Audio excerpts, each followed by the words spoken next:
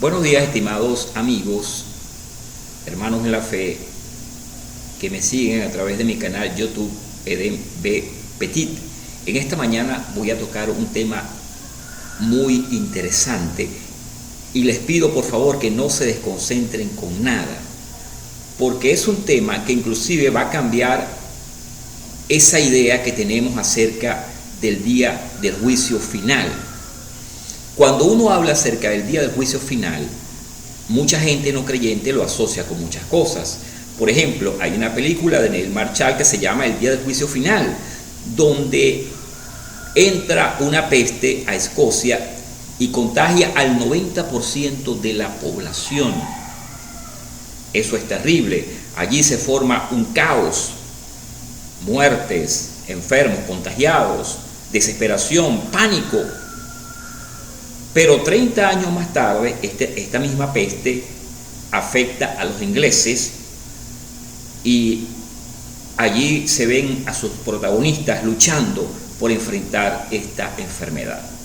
Otros relacionan el día del juicio final con un avión que tienen los rusos que se llama así, el día del juicio final. Es un avión que tiene la capacidad para estar en el aire muchas horas por si acaso Rusia entra en un conflicto nuclear. Por cierto, los rusos también tienen un submarino que lanza torpedos nucleares y son capaces de destruir a una ciudad completa. Se llama ese submarino el día del juicio final. Otros lo asocian con una invasión extraterrestre. Muchos dicen que al final de los tiempos una nave nodriza va a raptar a muchas personas sobre la tierra. Otros lo asocian con el fin del mundo. Pero ¿qué es realmente el día del juicio final según las escrituras? Bueno, tiene que ver con el día del juicio a las naciones. Quiero leerlo aquí rapidito en Mateo 25.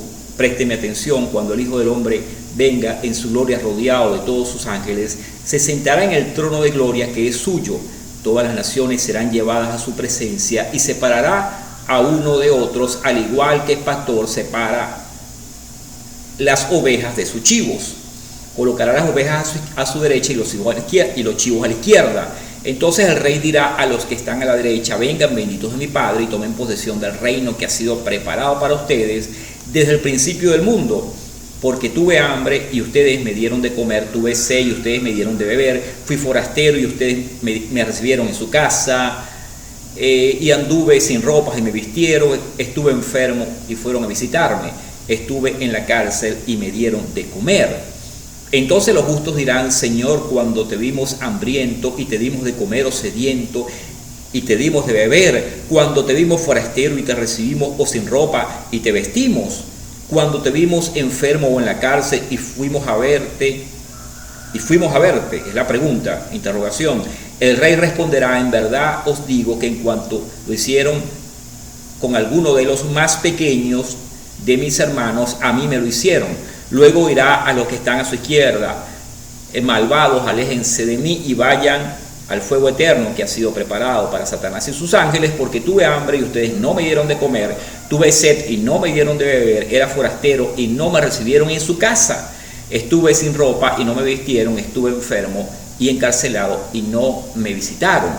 Estos preguntarán también: Señor, cuando te vimos hambriento o sediento, desnudo, forastero o enfermo o encarcelado y no te atendimos? El rey les responderá: en verdad les digo, siempre que no lo hicieron con alguno de estos más pequeños, ustedes dejaron de hacérmelo a mí. Y estos irán al suplicio eterno y los justos o los buenos a la vida eterna. El día del juicio final es un juicio a todas las naciones, de toda lengua, de toda raza, de toda cultura y de toda religión. Ahora, si uno lee bien el contexto, uno va a captar que lo que está en balanza aquí no es la fe. Es decir, en este juicio de las naciones no va a participar la iglesia. La iglesia va a participar en el tribunal de Cristo. La iglesia ha sido salvada por Jesús. Y en el tribunal de Cristo, bueno, se probará por fuego las acciones de los justos para pérdida o ganancia de premios, coronas, poder, qué sé yo, gloria. ¿Por qué la iglesia no participa en el día del juicio final? Porque la iglesia ha sido arrebatada para este momento. Sí, yo creo en la doctrina del arrebatamiento, aunque muchos pastores ni siquiera tocan el tema. Primero, porque lo ven como una fábula, y segundo, porque es un tema que mueve muchos intereses personales. Pero Pablo lo cita allí en 1 de Tesalonicenses 4:17, porque el Señor mismo con voz de mando de arcángel y con trompeta de Dios descenderá del cielo, y los muertos en Cristo resucitarán primero. Luego nosotros, que hayamos quedado, seremos arrebatados con ellos en el aire, y así estaremos para siempre con el Señor. No es una fábula. Pedro lo dice en una de sus cartas. No pensemos que estamos contando fábulas, estoy parafraseando, sino que hemos hablado de la venida del Señor porque le hemos visto, le hemos conocido y somos testigos de su gloria.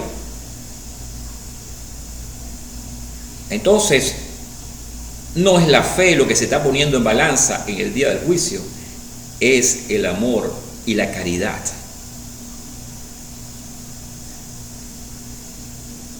Les invito a leer 1 de Corintios capítulo 13.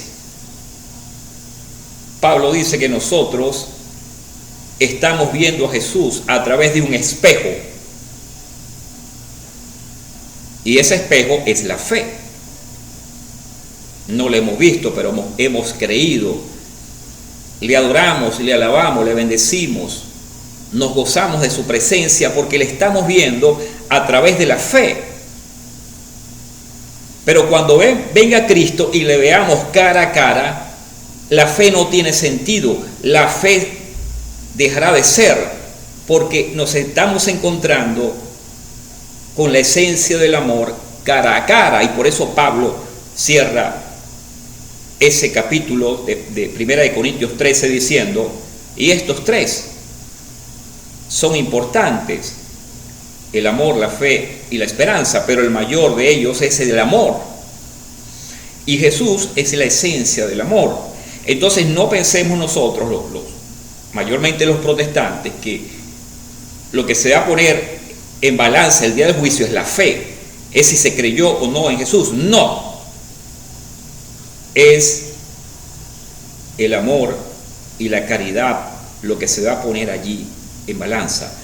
Cuánto bien le hicimos a nuestro prójimo, cuánto bien le hicimos a esa persona que se nos acercó para pedirnos agua y pan y ropa y se la negamos.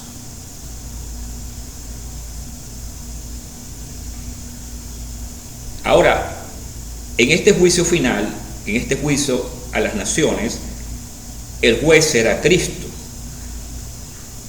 ¿Por qué Cristo? Bueno, lo dice Juan 5:22, lo voy a leer aquí rapidito. Porque el Padre a nadie juzga, sino que todo juicio lo dio al Hijo, para que todos honren al Hijo como honran al Padre. Cristo, el Hijo de Dios, dio su vida por la humanidad, fue perfecto en todo, obedeció, se sujetó a toda autoridad y aún siendo inocente, sufrió la muerte más terrible, que es la muerte de cruz. Por eso cuando Él resucita, el Padre lo eleva a su nivel y le dice: adórenle los ángeles.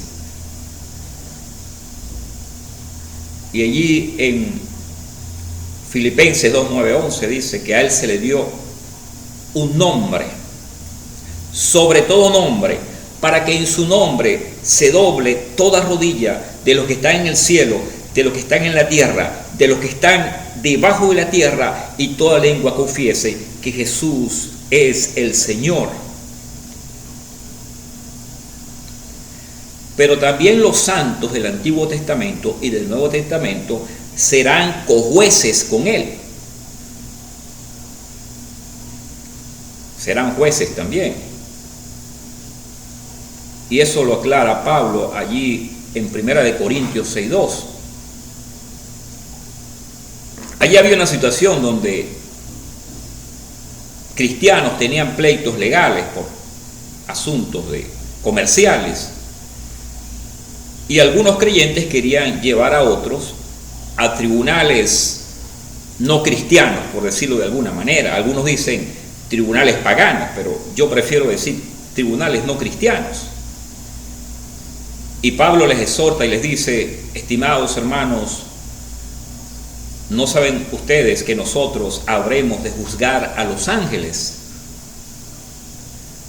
Cuando estamos de nosotros, se está refiriendo a la iglesia, a los santos del Nuevo Testamento, pero también van a estar allí como cojueces los santos del Antiguo Testamento. Es un juicio de carácter universal, incluye a todo hombre desde la creación del mundo, desde Adán hasta el último hombre que quede en el planeta.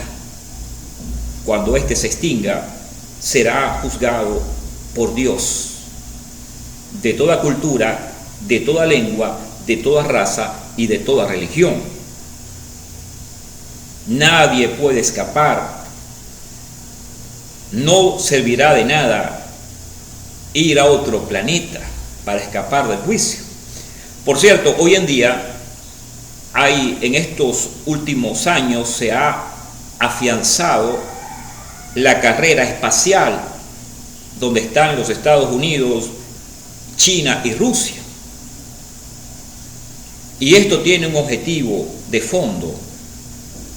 Ya cuando comenzó la pandemia, los científicos habían pronosticado, estoy hablando de algunos científicos de la ONU, que al planeta le quedaban entre 3 y 40 años de vida. Y esto básicamente por la acción del calentamiento global. No se han podido cumplir los objetivos trazados de reducir, aunque sea 1 grado, el calentamiento del planeta. Y por cierto, voy a aprovechar este medio para llamar a conciencia países como los Estados Unidos, China, la India y otros siguen quemando combustible fósil sin medir el impacto que esto está teniendo en el medio ambiental. Pareciera que la industrialización y el motor de la guerra tuviera más importancia que la vida en el planeta. Ya lo estamos viendo. En estos días ha habido una ola de calor inmensa en algunas regiones de Europa, particularmente en España.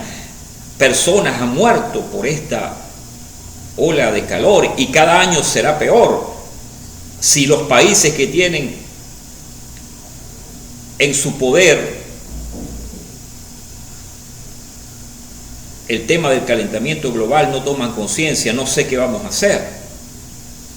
Pero hay que utilizar otras fuentes de energía y enfocarnos en eso, la energía eólica, la energía proveniente de las mareas, la energía solar que muchos países en Europa la están asumiendo. No podemos impulsar el motor de la guerra y el motor industrial a costa de la vida humana y animal sobre el planeta. Entonces, el día del juicio nadie puede escapar. Pudieran los hombres conquistar Marte, que ya lo han hecho, o Júpiter o Neptuno, y formar allí ciudades. De allí los traerá Dios para ser juzgados. Dice Amós 9:11, ya lo voy a leer acá: aunque cavasen hasta el sol, allá los tomará mi mano, y aunque subieren al cielo, de allí los haré descender. Nadie puede escapar del juicio de Dios. Ahora, ¿cómo será ese juicio? ¿Qué se juzgará allí?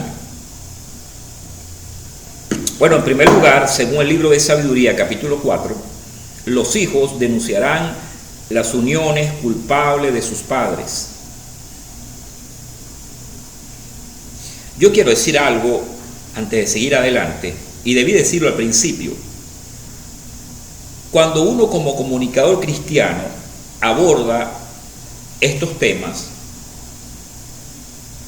el primero que se sienta en el banquillo de los acusados es uno como comunicador.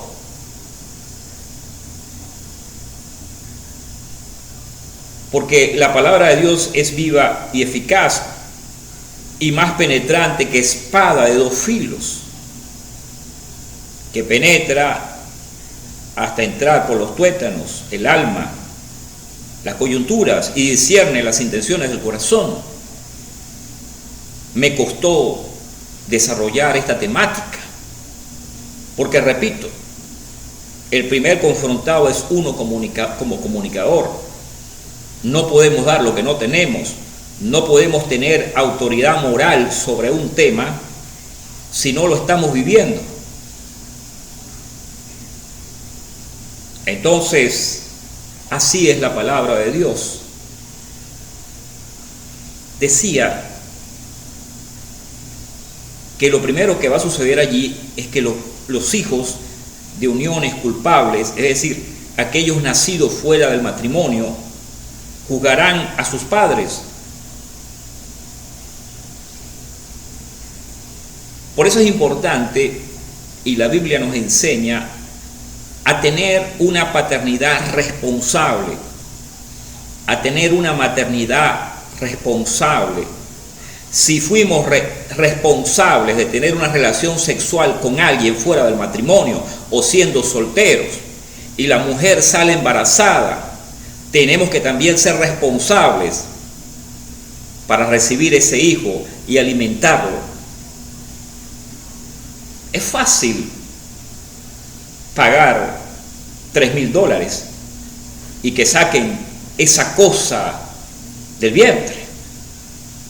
Bueno, eso será juzgado en el día del juicio final. Mucha gente participa en manifestaciones pro aborto. Sí, la mujer tiene que tener la libertad de expulsar lo que ella quiera de su vientre.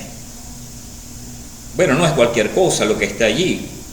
Ya cuando hay un feto en formación, incluso desde que se une el espermatozoide con el óvulo, hay vida. Y la mujer es responsable, y el hombre también, de que esa vida llegue hasta el final. Por otra parte, nunca sabremos quién va a ser esa hombre o mujer que estamos asesinando.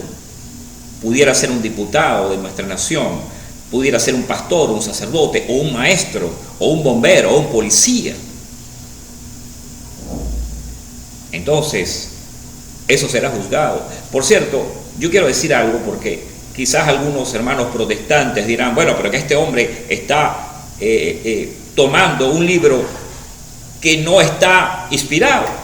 Bueno, vamos a discutirlo. Los libros apócrifos como Sabiduría, este que estoy citando, para los protestantes apócrifos no inspirados, por cierto, en la Biblia de Martín Lutero estaban estos libros que nosotros los protestantes los sacamos luego, pero en la Biblia de Martín Lutero estaban los libros apócrifos identificados como apócrifos, como no inspirados, pero estaban en la Biblia de Lutero. Para los católicos estos libros se llaman deuterocanónicos, están inspirados según ellos. Ahora hubo un concilio donde los protestantes dijeron, estos libros fueron escritos en griego y Dios no habla en griego.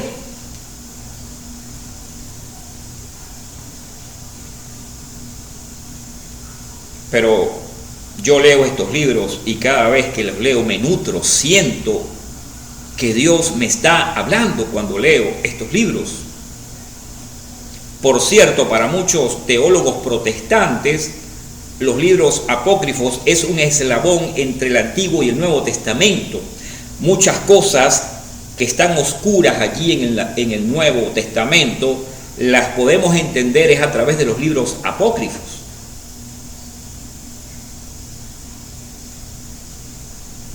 Entonces, lo dice allí el libro de Sabiduría, capítulo 4, que los hijos de uniones culpables juzgarán a sus padres el día del juicio. ¿Qué otra cosa sucederá en el día del juicio? Bueno, Jonás y la reina del sur condenarán a la gente incrédula del tiempo de Jesús. Vamos a leerlo aquí rapidito. Lo tengo por acá. Está en Mateo 12. Mateo 12, 38, 42. Por aquí lo tengo. Ok, aquí lo dice. Los hombres de Nínive resucitarán en el día del juicio junto con esta generación y la condenarán, porque ellos cambiaron su conducta ante la predicación de Jonás, y aquí ustedes tienen mucho más que Jonás. La reina del sur resucitará en el día del juicio junto con los hombres de hoy y los condenará, porque ella vino desde los confines de la tierra para escuchar la sabiduría de Salomón, y aquí ustedes tienen mucho más que Salomón. Está diciendo el evangelista Mateo que la generación que vivió en el tiempo de Jesús recibirá mayor condenación en el día del juicio que esta generación que no cree. ¿Por qué? Bueno, porque fue una generación que vio al Hijo de Dios. Lo dice Pedro, nosotros hemos visto su gloria como la gloria unigénita del Padre, lleno de gracia y de verdad. La vida estaba entre los hombres, la luz de Dios estaba entre los hombres. Pero dice Juan, y esto consiste en la condenación, que la luz vino al mundo, pero los hombres amaron más a las tinieblas que a la luz. A lo suyo vino y los suyos no le recibieron. Por lo tanto, ellos recibirán mayor condenación, porque estaban ante el Padre encarnado en el Hijo. Estaban ante la palabra, ante el Verbo encarnado, y le rechazaron. Por lo tanto, para ellos habrá mayor condenación, a no ser que se arrepientan. Estoy hablando de esta generación porque la generación, por supuesto, que estaba en el tiempo de Jesús, tuvo su momento histórico, tuvieron su oportunidad y la perdieron. Entonces se levantará Jonás y la reina del sur, que es la reina del Sábat, una región ubicada al sur de Arabia, y condenarán a esa generación, porque Jonás predicó y los hombres de Nínive se arrepintieron, pero ellos ni con Cristo ni con el Hijo de Dios quisieron apartarse de su maldad, prefirieron vivir en tinieblas y oscuridad. ¿Qué otra cosa pasará en el día del juicio? Será el juicio a los que pecaron sin ley.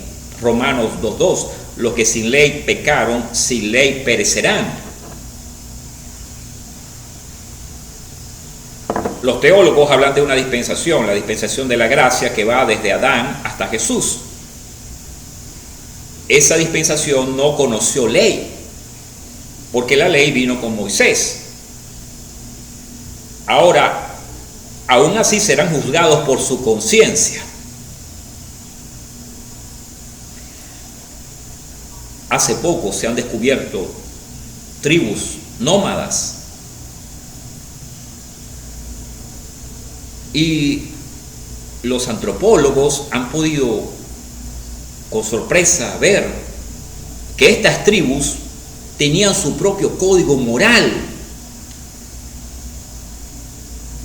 usaban un ritual en el matrimonio. ¿Quién les enseñó eso? ¿Quién les enseñó a censurar el homicidio? La conciencia de Dios en la conciencia del hombre, la ley de Dios en la conciencia del hombre. No hay otra explicación. Por eso Pablo en el libro de Romanos dice que el hombre no tiene excusa,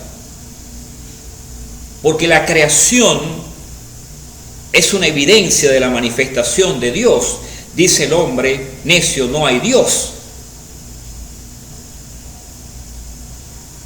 Pero en realidad el universo, la expansión, por cierto, estos días salieron las imágenes del cosmos a través de un telescopio muy poderoso que pudieron captar esas primeras imágenes de otros soles, otras galaxias, y eso habla de la gloria de Dios. Dice el salmista, los cielos cuentan la gloria de Dios y el firmamento anuncia la obra de sus manos. No hay excusa para el hombre, porque la misma creación revela la manifestación y la gloria de Dios. Entonces, los que pecaron sin ley serán juzgados por su conciencia. Allí también serán juzgados los que pecaron bajo la ley, lo dice allí mismo Romanos 2:12. Los que pecaron bajo la ley, por la ley serán juzgados. Yo quiero detenerme en este punto porque es un punto muy sensitivo.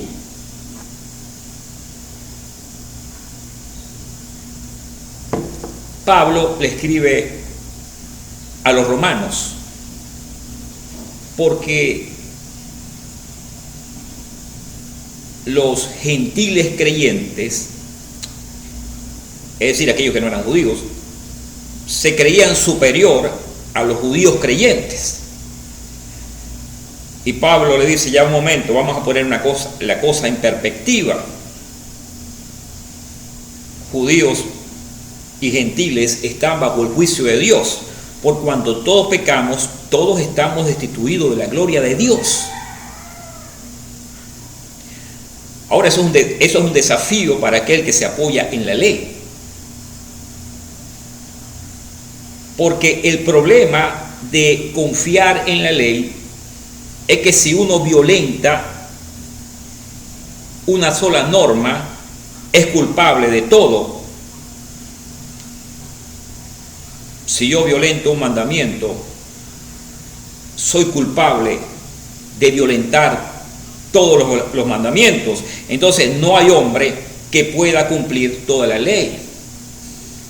El único hombre perfecto que cumplió la ley, no solamente por ser judío, sino porque era perfecto el Hijo de Dios, aunque también era 100% hombre, fue Jesús. Pablo dice, el fin de la ley es Cristo. Ahora la ley no es mala, lo aclara Pablo en Romanos. La ley viene a identificar el pecado. Sabemos que el adulterio es pecado porque la ley lo señala. Sabemos que no debemos difamar al prójimo porque la ley lo está señalando.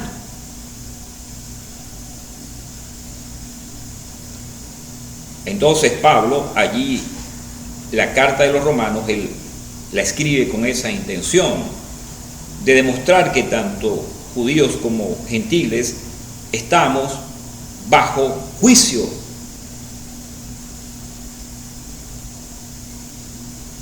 Por cierto, hablando sobre el tema de la ley, cuando nosotros hablamos de la ley tenemos que entender, y esto lo estoy diciendo más para nuestros amigos protestantes, cuando nosotros hablamos de la ley, hay una ley moral y hay una ley ritual. Pablo lo especifica allí en el libro de los Gálatas. Los cristianos no estamos llamados a guardar la ley ritual.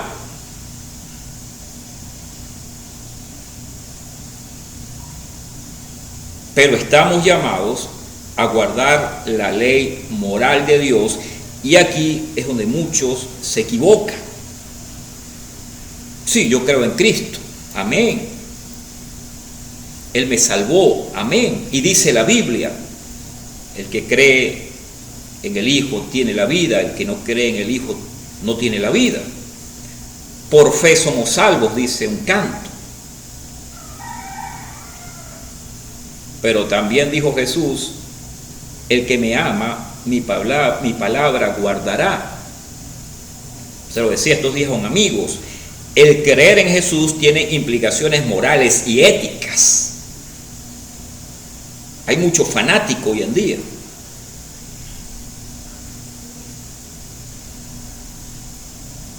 Que predican a Jesús, pero no entienden de las implicaciones que conllevan el seguir a Jesús. Entonces sí, los cristianos estamos llamados a guardar la ley moral de Dios. Y Jesús lo dijo, no penséis que he venido a abolir la ley, he venido a hacerla cumplir. Y te lo dicen también los evangelios, aquel que violentare estos mandamientos y así lo enseñara a los hombres será pequeño en el reino de los cielos. Aquí estamos hablando de los creyentes. Sí, por fe soy salvo, pero mi vida será escrutada en el tribunal de Cristo.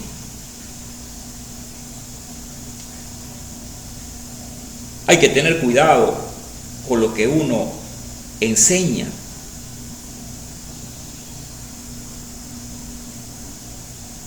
Y Jesús dice algo más allí en Mateo 5:20. Si vuestra justicia no fuese mayor que los escribas y los fariseos, no serías digno de entrar en el reino de los cielos. Y mire, ¿quién era exigente?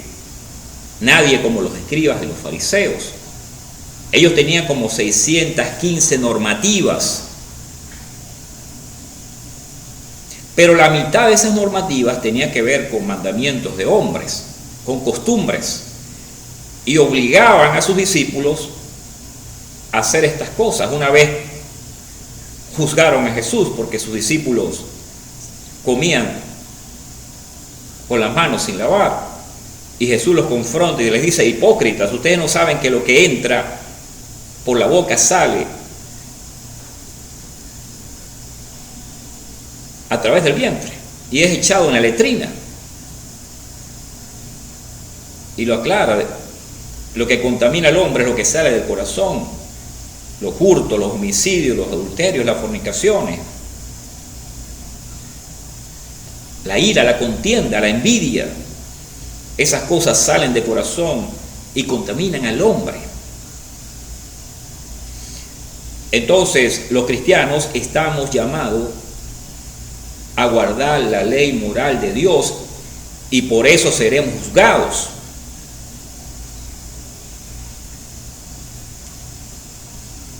Dice el salmista que el mandamiento de Dios es santo y puro. Y así debemos entenderlo los cristianos. Ahora bien, también en el día del juicio, quería aclarar un punto que se me está pasando acá. Y hay una cita por acá en en Juan 1:17 que quería leer. Dice, porque la ley fue dada por medio de Moisés, mas la gracia y la verdad fueron hechas realidad por medio de Jesucristo. Quiero cerrar este punto porque debemos entender de que no somos salvos por guardar la ley ritual, ya lo dije. Somos salvos por creer en Jesús. Justificados pues por la fe tenemos paz para con Dios por medio de nuestro Señor Jesucristo.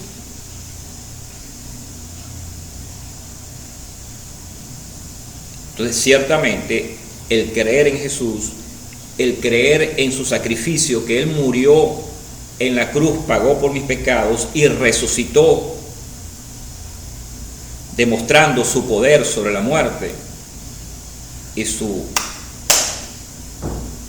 razón de ser como hijo de Dios. Él nos salvó. Por su gracia somos salvos. Guardamos la ley moral de Dios no para ser salvados. Guardamos la ley moral de Dios porque hemos sido salvados.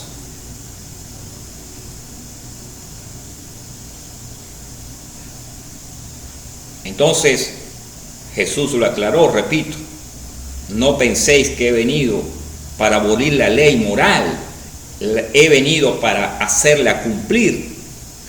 Y Él, como judío, guardó la ley ritual también, aunque en algunas cosas, por supuesto, rompía los esquemas porque quería enfrentar a los que tenían el monopolio de la religión para ese entonces. Pero quiero cerrar este capítulo para que podamos entender eso, de que es nuestro deber cristiano guardar la ley moral de Dios porque hemos sido salvados.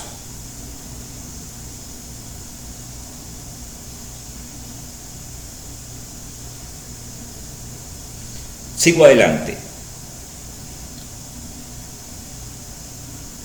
En este juicio del día final también serán juzgados los ángeles caídos. Ya lo cité allá en 1 Corintios 6:2, cuando Pablo le dice a la iglesia: no saben ustedes que nosotros habremos de juzgar a los ángeles. Pero hay otra cita que está aquí en Judas, vamos a ver si la tengo por acá, Judas 1:6 dice: y los ángeles que no guardaron su dignidad, sino que abandonaron su propia morada, los ha guardado bajo oscuridad en prisiones eternas para el juicio del gran día. El origen de Satanás y sus demonios está un poco descrito allí en el libro de Ezequiel. Satanás era un gran arcángel lleno de gloria, de belleza, dirigía la adoración de los ángeles a Dios en el cielo. Pero un día ellos tenían, o los ángeles tienen libre albedrío igual que los seres humanos. Un día entró el orgullo a Lucifer al verse muy hermoso y digno de recibir gloria igual a Dios, y subió la maldad en su corazón. Pero ¿quién puede enfrentar a Dios?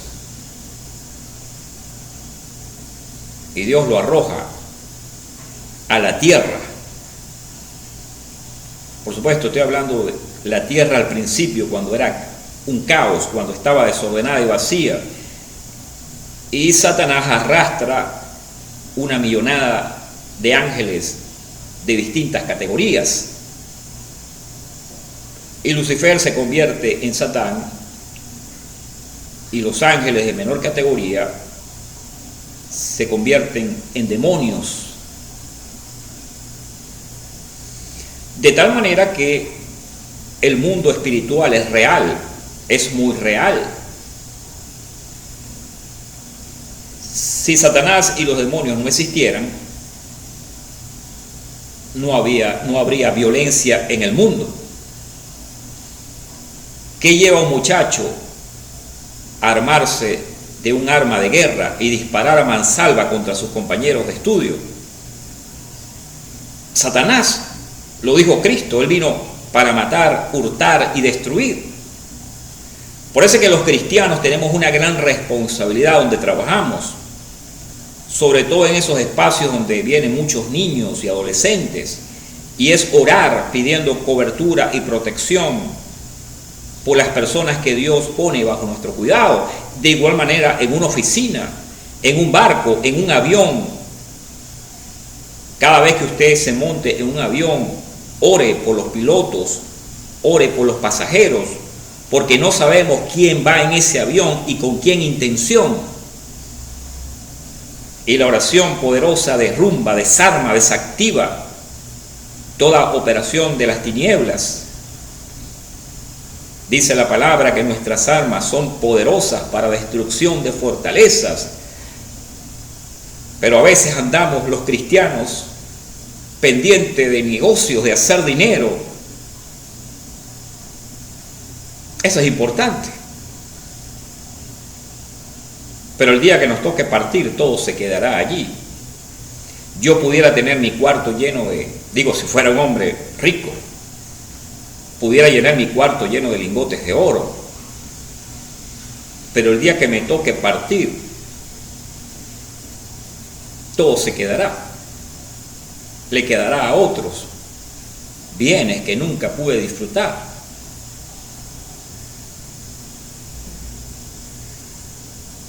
Entonces, en el día del juicio final, Satanás y sus ángeles serán juzgados y serán lanzados al lago de fuego que fue preparado para ellos.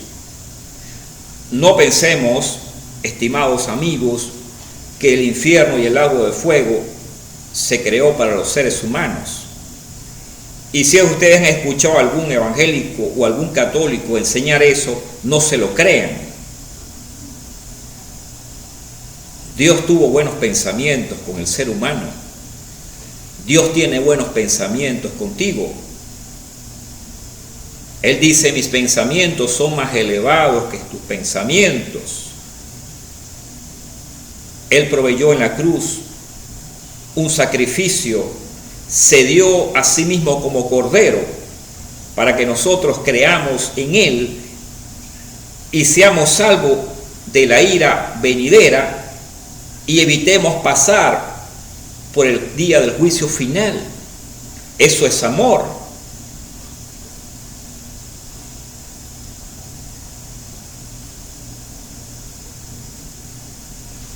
Ahora, decíamos al principio que el juicio de Dios será sobre todo hombre, de toda raza, de toda lengua, de toda nación, de toda cultura y de toda religión. Y el juez será Cristo y sus santos. Pero el juicio de Dios es necesario por una razón.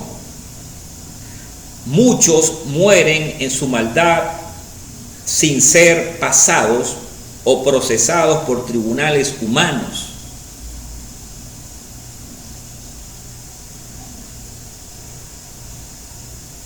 Es frecuente ver, y allí están los informes policíacos, hombres que asesinan a su mujer, a su madre, y luego se pegan un tiro en la sien, pensando que se van a librar de un juicio humano.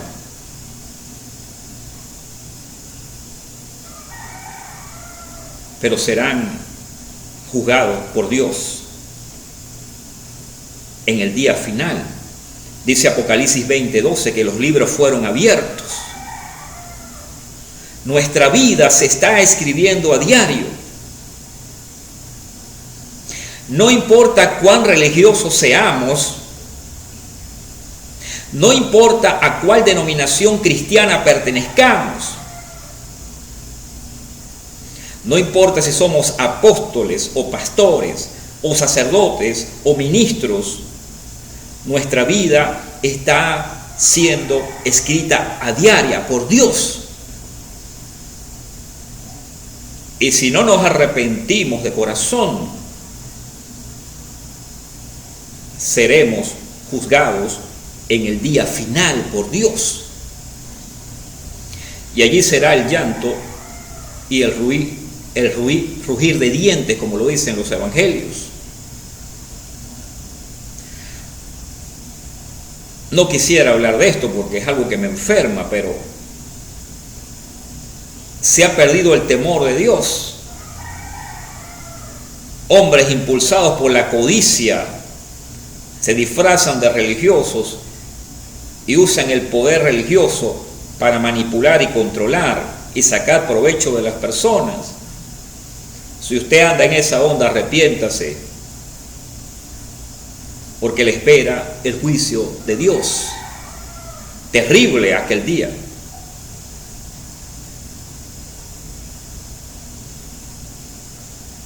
Entonces allí serán juzgados los hombres responsables de crímenes de lesa humanidad,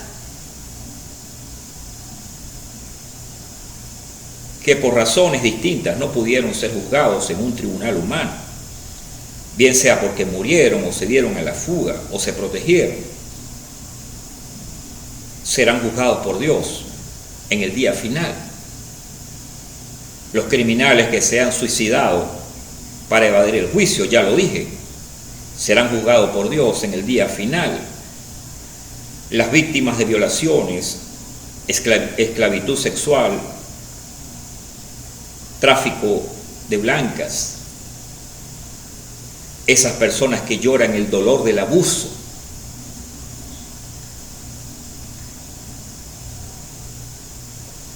bueno, sus verdugos serán juzgados por Dios en el día final. Y lo dice Mateo 5:6, bienaventurados los que tienen hambre y sed de justicia, porque ellos serán saciados. Hoy en día los tribunales humanos no se dan abasto para hacer justicia por la maldad que hay en el mundo, por la injusticia que hay en el mundo. Pero llegará el día en que ellos verán la justicia de Dios, y ese día el hambre y la sed de justicia será saciada. En el día final se separará lo falso de lo verdadero, el trigo de la cizaña, las ovejas de los cabritos, y solo permanecerá lo verdadero. Porque nadie puede contra la verdad si no es por la verdad. Será juzgada toda acción que tuvo implicaciones humanas. Y quería leer una cita que está allí en Mateo 12:36. Mas os digo que toda palabra ociosa que hablen los hombres, de ella darán cuenta el día del juicio. Yo a veces me espeluzno cuando veo personas de influencia como políticos, religiosos, deportistas, actores, cantantes, decir cosas contra otras personas o contra otro ser humano, y soltamos maldiciones sobre las personas sin discernir lo que está allí en Mateo 12:36, que de toda palabra blasfema daremos cuenta a Dios el día del juicio.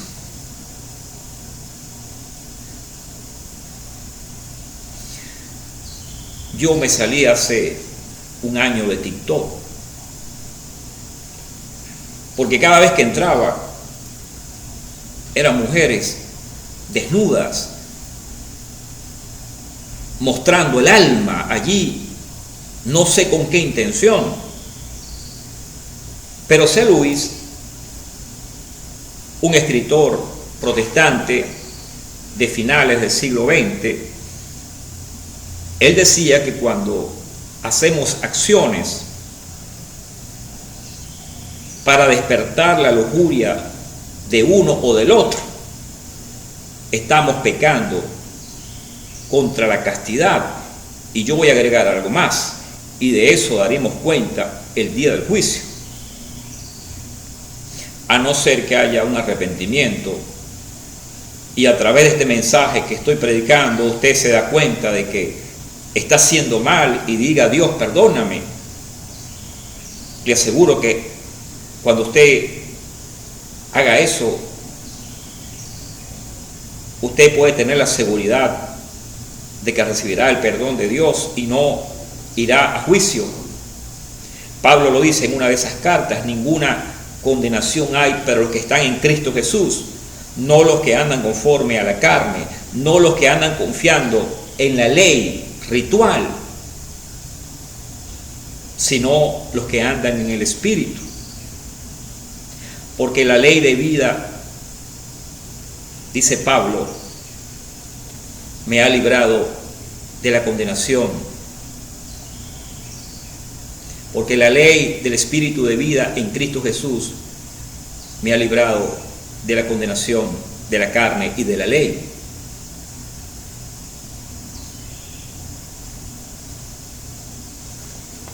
Ahora, ¿cuál será el veredicto final? Y allí quisiera detenerme un poco. ¿Cuál será el veredicto final de este juicio? Bueno, es muy sencillo, lo dice Pablo allí en Romanos 7:10. Romanos 2:7-10. Vida eterna a los que perseverando en hacer el bien buscan gloria, honra e inmortalidad, pero ira, enojo a los que son contenciosos y no obedece a la justicia. Y ya lo vimos en Mateo 25: los justos irán a la vida eterna, mas los malos, los injustos, irán a condenación eterna.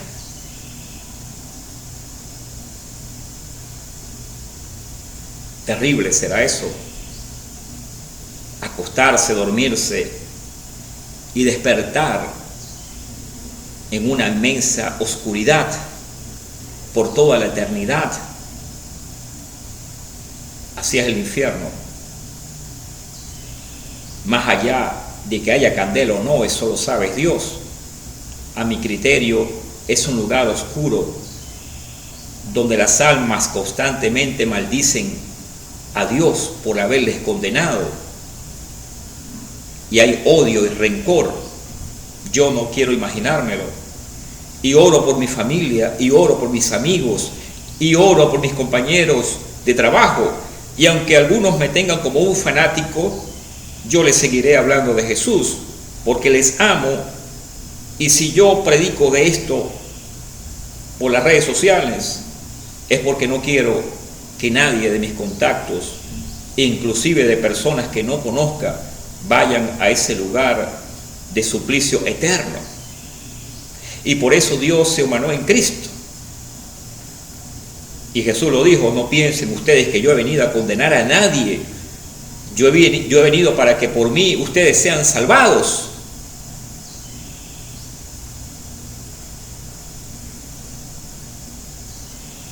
Finalmente, habrá un castigo eterno para aquellos falsos profetas que usan el poder y la influencia para seducir, para controlar y para sacar provecho de las personas. Por eso Jesús dijo: no se llamen ustedes maestros, porque recibirán mayor condenación. Serán condenados y juzgados aquellos profetas que dicen Dios dijo cuando Dios no ha dicho. Serán juzgados y condenados aquellos profetas que omiten aspectos doctrinales de la palabra de Dios, bien sea porque no quieren herir susceptibilidades, o porque no quieren perder diezmos, o porque no quieren perder personas influyentes en la iglesia. Por eso decía al principio que uno como comunicador cristiano, llámese evangelista, profeta, maestro, apóstol, pastor, tenemos una gran responsabilidad ante la sociedad y ante Dios, porque seremos juzgados por lo que callamos pero también seremos juzgados por lo que dejamos de decir o por lo que agregamos a la palabra de Dios. Y la verdad es que hoy en día hay un relajo en el mundo cristiano con respecto al mensaje de Jesús. Y lo comentaba estos días con un amigo. La oscuridad que hay en el mundo hoy en día está directamente relacionada con el rol moral y espiritual de la iglesia. Entonces tenemos que entender que seremos duramente juzgados por Dios aquellos que usamos la influencia y el poder religioso para manipular, para controlar o para seducir o para sacar provecho de las personas. Entender de que nada traímos a este mundo, y lo dice Pablo en una de sus cartas, y nada podemos sacar de él. El sacerdocio no debe ser un oficio para enriquecerse, para llenarse de lujos suntuosos, para vivir una vida ostentosa. El siervo de Dios está llamado a ser humilde, sencillo, a despojarse inclusive de lo que tiene para dárselo a aquellos que menos tienen. Y piense que mientras usted está en un restaurante 5 estrellas comiéndose un lomito asado, piense en los hermanitos de su iglesia más pobres que no han desayunado o que no tienen calzado para ponerse. De eso seremos juzgados en el día del juicio.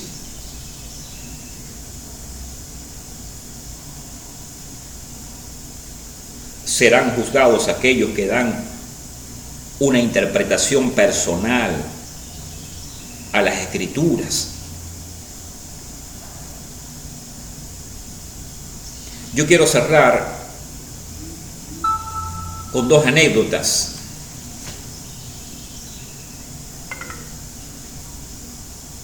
Siempre me ha gustado escuchar la música de Nino Bravo. Nino Bravo es considerado la voz de América. Murió a los 28 años, estando en pleno auge su carrera musical. Ya a esa edad había conquistado el mercado español y algunos otros países de habla inglesa. El cronista, uno de los cronistas, dice que el día del sepelio, la esposa de Nino Bravo se daba golpes con la cabeza hacia el féretro y constantemente llorando preguntaba: ¿por qué? ¿Por qué? ¿Por qué? La respuesta está en la Biblia. Porque está establecido para los dos, porque está establecido para los hombres, que mueran una sola vez y después de esto el juicio. El 4 de mayo de 1949, el equipo de la Torino venía de un juego amistoso y el avión, un Fiat 212 de la línea Avioline italiana, que venía aproximadamente con 30 personas, entre jugadores, periodistas,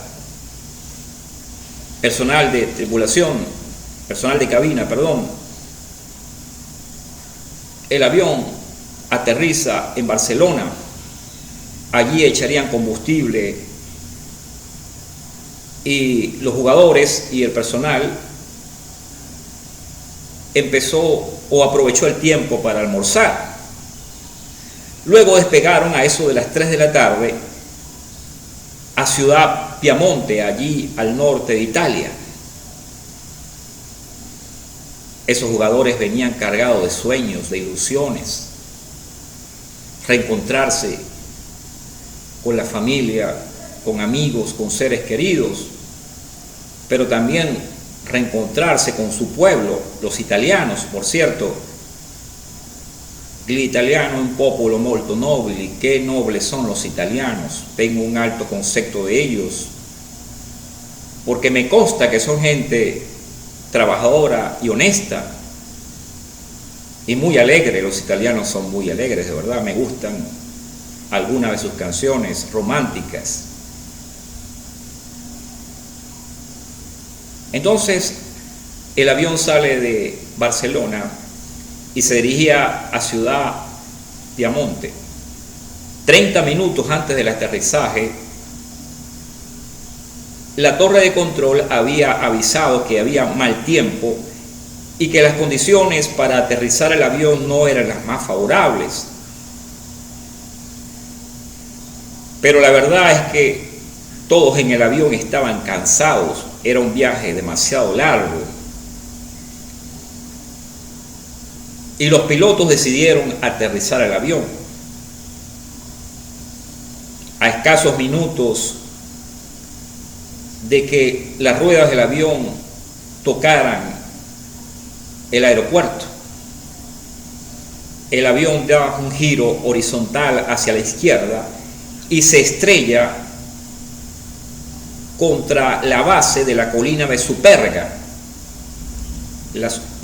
La montaña de Superga es un espacio muy bello allí al norte de Italia, donde está la catedral de Superga. Contra la base de esa catedral se estrelló el avión. Yo fui hace 5 años a esa zona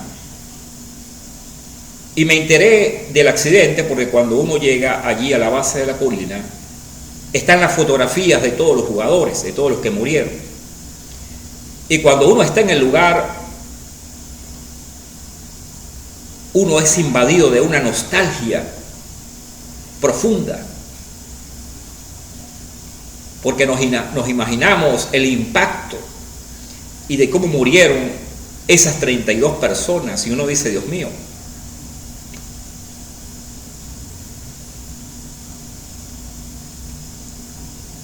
Con razón el salmista David decía que la vida del hombre es como la flor del campo, hoy es y mañana no es. Qué incierta es la vida, qué corta es la vida. Por eso es que tenemos que aprovechar cada momento para amar. Si algo podemos hacer las personas en el mundo, religiosos o no religiosos, es amar desde el corazón, amar incluso más allá de nuestras posibilidades, acordarnos del que está enfermo, del que sufre en una cárcel, del que no tiene comida,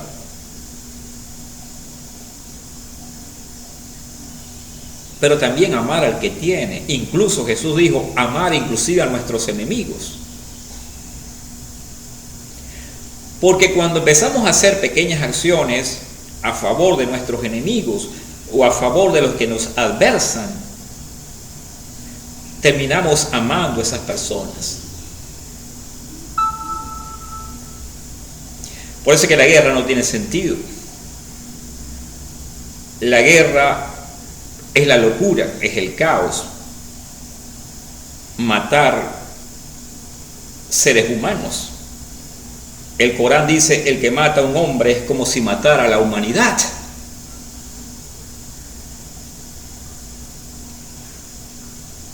Si pudiéramos cambiar la guerra por un partido de fútbol, qué bueno sería.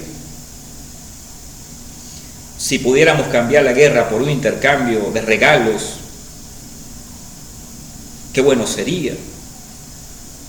Pero bueno, estamos en un mundo donde hay maldad. El origen de la guerra es el odio. es la frustración de no tener el poder que necesito. Orgullo, envidia y vanagloria. Son los 3 caballos de la muerte. Por eso es que los cristianos tenemos que orar por los países que están en guerra, para que haya la paz, la estabilidad en la región y los hombres podamos entender de que todos somos hermanos, porque como dice San Pablo en una de sus cartas, todos venimos de un mismo linaje, de una misma sangre. Cuando yo disparo contra un soldado, lo primero que vemos es la sangre brotar de su cuerpo. Y no hay diferencia entre el color de la sangre de ese soldado a quien adverso, a la sangre mía como asesino. Claro, entiendo que es un homicidio culposo porque el soldado recibe órdenes de arriba, pero es la locura. Entonces quiero cerrar con esta reflexión. Hay una manera para evitar el juicio de Dios, y esa manera tiene que ver con la cruz. Hay un canto que dice: unos brazos humildes se abrieron en la trágica cruz del Calvario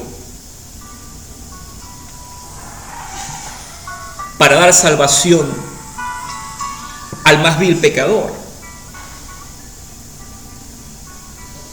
Dios se encarga en el Hijo y da su vida en la cruz para que tú y yo fuésemos libres de la condenación eterna.